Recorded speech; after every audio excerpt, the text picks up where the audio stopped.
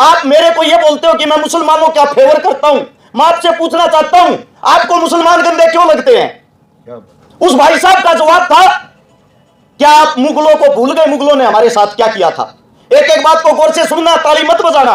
हमारे हरियाणा का सीएम कौन है? उसके नाम को जानते हो आप? खट्टर। कहां से आते हैं खट्टर? कहां के थे? पाकिस्तान में रहने वाले, जो प्यार से हमने अपने हिंदुस्तान के मुल्क में रखे, पाकिस्तान से हिंदुस्तान में हमने बसाया। और आज जब हम आंदोलन करते हैं, वो हमारे को पाकिस्तानी कहते हैं, जो हमारे सीएम खुद वहां के थे। इस देश का दुर्भाग्य है, दुख है इस बात का।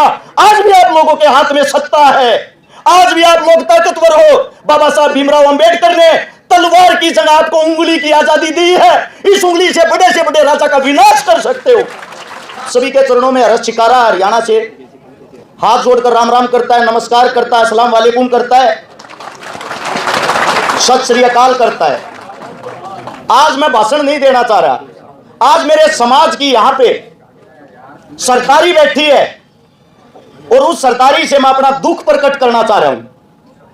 मैं आज से 3 दिन पहले एक स्कूल के प्रोग्राम में गया मुख्य अतिथि के तौर पर। एक छोटे से 10 साल के बच्चे ने भीड़ से उठकर मेरे से बोला, अंकल जी आप वही अंकल हो ना जो मुसलमानों की मेर लेते हो। एक 10 साल के बच्चे ने, मुझे उस बात से बड़ा दुख हुआ। इस बच्चे को, जिसको अब तक समाज के बारे में कोई नॉलेज नहीं, कोई ज्ञान नहीं, इसको ऐसा आइटम बम कौन बना रहा है? यह शिक्षा इसको कौन दे रहा है? आप यहां आते हो, आप अपनी बातें रखते हो। आज मैं भी कुछ बात रखना चाहता हूं, हो सकता है दोबारा से बातें ना रख पाऊं, क्योंकि सरकार बड़ी क्रूर है, हमारे को तोड़ने का काम करती है। मैं आज आप सबसे पूछना चाहता हूं, क्या आप लोगों को इस बात का पता लगा हिंदू मुसलमान सिख इनके झगड़े की जड़ क्या है? यह जहर फैलता क्यों है? मुझे इस बात का बड़ा दुख होता है जब यह सुनता हूं। मेरी एक बार एक साथी से आपस में वार्तालाप हुई। मैंने पूछा, आप मेरे को यह बोलते हो कि मैं मुसलमानों का फेवर करता हूं। मैं आपसे पूछना चाहता हूं, आपको मुसलमान गंदे क्यों लगते हैं?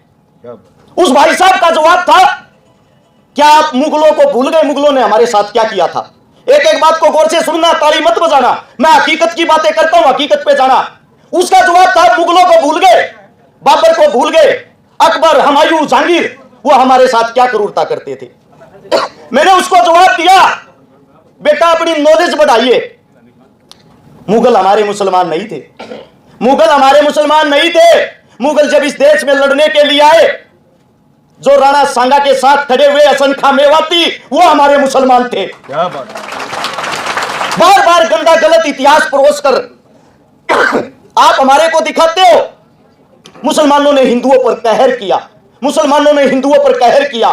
टीवी देखो, पत्रकार देखो, अगर कोई मुसलमान नाम का आदमी किसी बलात्कार में सम्मिलित होता है, उस खबर को विश्व लेवल की बनाया जाता है। मैं आप सबसे पूछना चाहता हूं, हिंदुस्तान के अंदर लगभग हर रोज 10,000 बलात्कार होते हैं, वे अखबार में क्यों नहीं आते? उससे अलग थोड़ा बीमार हूं, माफी चाहता हूं। आप लोगों को एक बात बताता हूं, हमारी असली लड़ाई क्या है। जब गोरे लोग हमारे यहां आए, उसने देखा हिंदुस्तान को कौन चलाता है। गोरे लोगों को दाढ़ी वालों से बड़ी नफरत थी। दाढ़ी वाले कौन? जाट, जट, जुट। हिंदुओं के अंदर जाट, जो एक मजबूत कौम होती जिसको बोला जाता जाटलैंड। सिखों के अंदर जट, और अपने जो मौलवी होते हैं जिनके अंदर होते हैं जुट। अरे चेक करो, आप एक ही मां के बेटे हो। अपना ब्लड पहचानो, अपना रक्त पहचानो। जब अंग्रेजों को पता लगा ये हर लड़ाई में एक साथ इकट्ठे होकर लड़ते हैं, सिर्फ यही वो बुलंद आवाज, इनको तोड़ा कैसे जाए। आप लोगों को तोड़ने के लिए प्रायोजित दंगा कराया गया 1947 में, हिंदू पाकिस्तान का नाम देकर।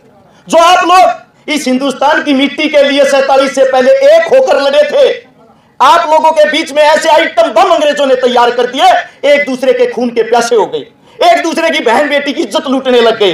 लाखों लोगों की ट्रेन यहां से भरकर मुसलमानों की पाकिस्तान जाती है खून से लथपथ। पाकिस्तान से हिंदुओं की ट्रेन भर के यहां आती है हिंदुस्तान में। उनको लड़वाने वाला कौन था, मरवाने वाला कौन था, मिटवाने वाला कौन था? कोई हिंदू मुसलमान नहीं। यह हिंदुस्तान की गंदी सियासत और राजनीति आप लोगों को तोड़ा गया। जो हमारा पंजाब मजबूत था, हिंदुस्तान पे जो राज करता था, उसका उस बदले में 60% हिस्सा पाकिस्तान में चला गया। आप लोग 40% रह गए। भाई को भाई से अलग कर दिया गया। अलग करने के बाद उन्होंने देखा आज भी ये इस मुल्क को चलाने की हिम्मत रखते हैं, इनको और तोड़ो। पंजाब को तोड़ के उसके अंदर से हिमाचल निकाल दिया, उसके अंदर से हरियाणा निकाल दिया, फिर भी आप लोग मजबूती के साथ दिखाई दिए। उनमें सबसे मजबूत रहा सिख। 1984 के दंगों के दौरान सिखों को इतना बदनाम कर दिया गया कि पगड़ी वाला आतंकवादी होता है। उसके बाद बचता है मुसलमान, जो आज इस पीड़ा को झेल रहा है। उसके बाद बचता है जाट, जो 2016 के जाट आरक्षण के दौरान जातीय दंगों को करा के आप लोगों को भी बदनाम कर दिया गया। हमारे हरियाणा का सीएम कौन है? उसके नाम को जानते हो आप? खट्टर। कहां से आते हैं खट्टर? कहां के थे? पाकिस्तान में रहने वाले, जो प्यार से हमने अपने हिंदुस्तान के मुल्क में रखे, पाकिस्तान से हिंदुस्तान में हमने बसाया। और आज जब हम आंदोलन करते हैं, वो हमारे को पाकिस्तानी कहते हैं, जो हमारे सीएम खुद वहां के थे। इस देश का दुर्भाग्य है। मैं बार बार एक बात कहता हूं, नरेंद्र मोदी साहब, जो खुद एक तेली जाति से संबंध रखते हैं, दुख है इस बात का। आज भी आप लोगों के हाथ में सत्ता है, आज भी आप लोग ताकतवर हो। बाबा साहब भीमराव अंबेडकर ने तलवार की जगह आपको उंगली की आजादी दी है। इस उंगली से बड़े राजा का विनाश कर सकते हो। लेकिन बहुत बड़ा दुख, मैं यहां पीछे बैठ के देख रहा था, जब हमारा बुजुर्ग कोई तेली जाति किसके अधीन आती है, किसके अंदर आती है, और आप इस देश को आपस में हिंदू मुसलमान करवा के लड़वाते हो। जिस धरती पर आज आप बैठे हो, जहां पे इस दिल्ली के अंदर जब ये पगड़ियां, ये टोपियां और ये दाढ़ी वाले एक थे, ये दिल्ली हमारी दुल्हन होती थी। आज बड़ा दुख है, दिल्ली को कौन चला रहे? जो दिल्ली के दरबारों में झाड़ू पोछा करते थे, उनके लोग कहां चले गए? वो असली मालिक। क्योंकि कोई भी प्रोग्राम करवा लो, वहीं राजनीति घुस जाती है। मुझे दुख है, जब हम किसी पीड़ा को झेलते हैं, हम अकेले होते हैं उस संघर्ष में, हमारे खिलाफ हमारे अपने लोगों को कर दिया जाता है। आज एक बात बताता हूं, जहां जिस धरती पे खड़े हैं, जो आखिरी लड़ाई थी 1857 की, जब मुगल खत्म होने वाले थे, यहां का जो आखिरी राजा था बहादुर शाह जफर, जिसकी उम्र हो गई थी 80 साल। दो चीजें होती थी, एक तो होती थी रियासत। रियासत का राजा दूसरे राजा के साथ लड़ता था, चाहे वो हिंदू हो, मुसलमान हो, जाट हो, राजपूत हो, अपने क्षेत्र को बढ़ाने के लिए। रियासत से अलग होता था देहात। बात करता हूं देहात की। देहात ने कभी किसी की गुलामी नहीं की। आप वही देहाती लोग हो जिसने किसी की गुलामी नहीं की। सबसे बड़ी फौज आप लोगों की होती थी, जेरी फरसे गंडासे से अच्छी सल्तनत कांपती थी। जब बहादुर शाह जफर को अंग्रेज कैद करने के लिए आए, वही राजा जिससे हिंदुस्तान हिलता था, वही मुगल पूत भागकर दिल्ली के जिस पृथ्वी पे, जिस कोने पे आप बैठे हो, यही गांव था छोटा सा, जिसका नाम था मालचा। मालचा गांव की शरण में आता है।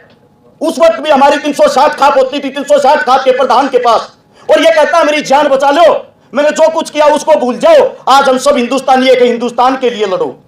यह बात सुनकर आप लोग, वो वर्द हो, वो बुजुर्ग, आप लोगों का इतना बड़ा दिल है। उस दुश्मन को आप लोगों ने सफेद पगड़ी बांध दी, सफेद कपड़े पहना दिए, और बहादुर शाह को बीच में खड़ा करके 360 खाप ने ऐलान किया, यह हिंदुस्तान का राजा है। अगर अंग्रेजों ने इसकी पगड़ी को छुआ, सब कुछ काट के रख देंगे, नरक बना देंगे तुम्हारे जीवन को। अंग्रेजों सुन लेना, अंग्रेजों को इस बात का पता लगा, अंग्रेज भी कांप गए, देहात से वो भी कांपते थे। आप लोग आजाद होने से पहले भी आजाद थे, गुलाम आप नहीं थे। अंग्रेज भी ऐसे ही कुर्सियों पर बैठते थे जैसे आज बीजेपी और कांग्रेस बैठती है।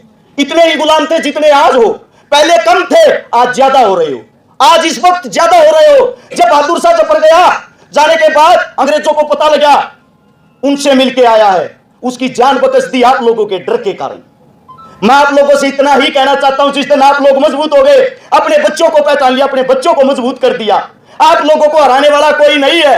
आप लोगों की मानसिकता गुलाम हो गई है, मानसिकता।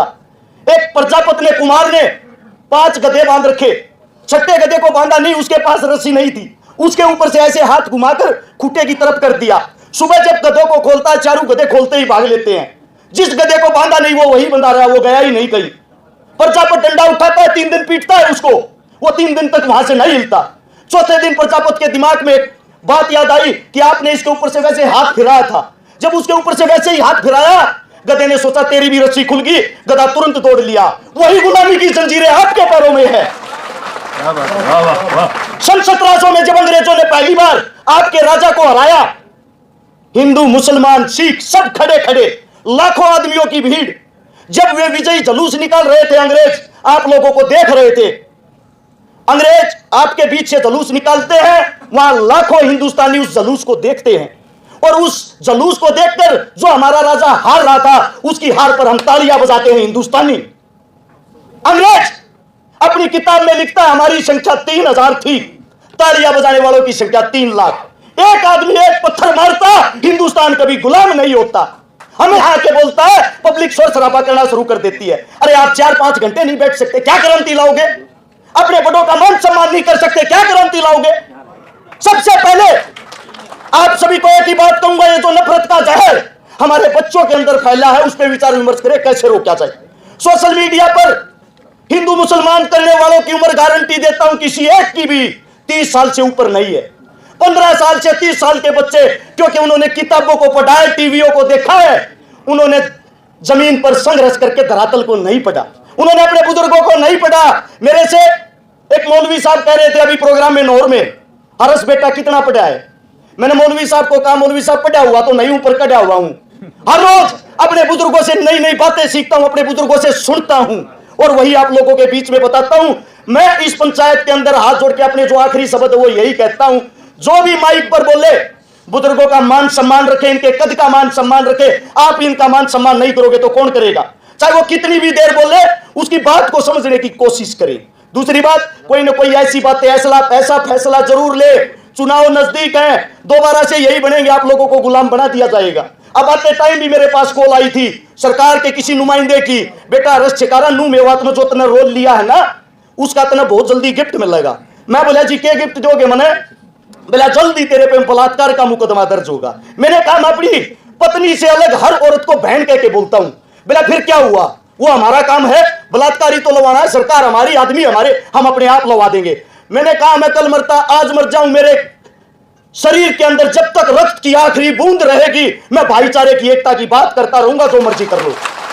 आप सभी ने इतने प्यार से मेरी बातें सुनी, आप सभी ने इतना प्यार प्रेम दिया इतनी कम उम्र में।